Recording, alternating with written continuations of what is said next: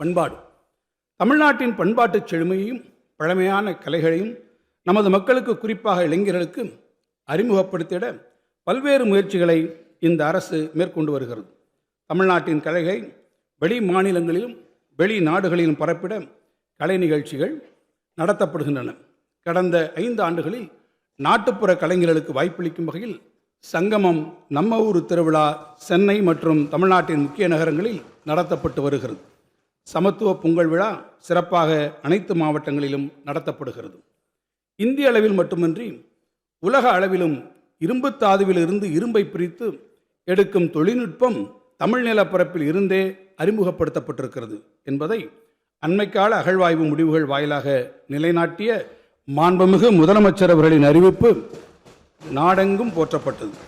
தமிழ்நாட்டின் பல்வேறு இடங்களில் மேற்கொள்ளப்பட்ட அகழ்வாய்வுகளில் வெளிக்கொணரப்பட்ட தொல்பொருள்களை அழகுற காட்சிப்படுத்த இந்த அரசு உரிய நடவடிக்கைகளை எடுத்து வருகிறது.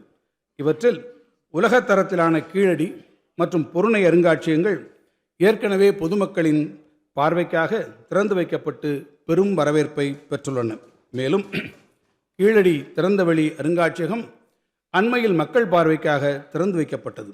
இவை தவிர தஞ்சாவூரில் மாபெரும் சோழர் அருங்காட்சியகம், கங்கை கொண்ட சோழபுரத்தில் அருங்காட்சியகம், ஈரோடு மாவட்டத்தில் நொய்யல் அருங்காட்சியகம், ராமநாதபுரம் மாவட்டத்தில் நாவாய் அருங்காட்சியகம், சென்னை எழும்பூரில் உள்ள அரசு அருங்காட்சியகத்தில் ஒரு புதிய வெண்கல அருங்காட்சியகம் மற்றும் சிந்துவெளி நாகரிக அருங்காட்சியக கூடங்கள் மற்றும் திருவண்ணாமலையில் தமிழர் பண்பாட்டு அருங்காட்சியகம் என மொத்தம் 285 கோடி ரூபாய் மதிப்பீட்டில் அமைக்கப்பெற உள்ளன.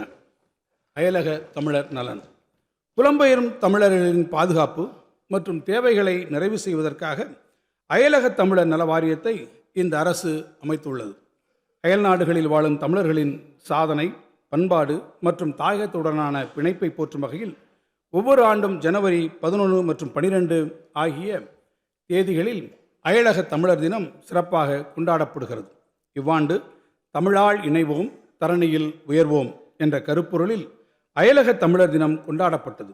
வெளிநாடுகளிலும் பிற மாநிலங்களிலும் வசிக்கும் தமிழர்களின் குழந்தைகளுக்கு தமிழ் மொழியை கற்பிக்கும் இந்த அரசின் முயற்சிகளால் இதுவரை 8 பிற மாநிலங்கள் மற்றும் 14 அயல்நாடுகளில் மையங்கள் தொடங்கப்பட்டு 1400 மாணவர்கள் பயனடைந்துள்ளனர்.